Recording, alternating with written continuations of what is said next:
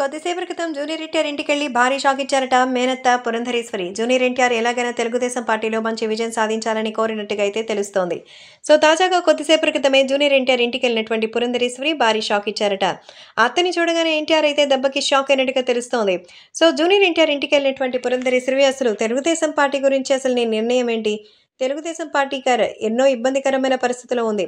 రాష్ట్రంలో గెలిచే అవకాశాలున్నా మరి కాస్త ప్రోత్సాహం ఉంటే సరిపోతుంది. కానీ ఇప్పుడు తెలుగుదేశం పార్టీకి సంబంధించిన విషయాల్లో ఎలాగైనా మంచి విజయం సాధించాలి అని అనుకుంటే కనుక నువ్వు సపోర్ట్ చేయాలి. తెలుగుదేశం గురించి మరి ఇప్పుడు జూనియర్ ఎన్టీఆర్ అభిమానులు వేరు అనేటువంటి విషయంలో నిజం కాదు కదా!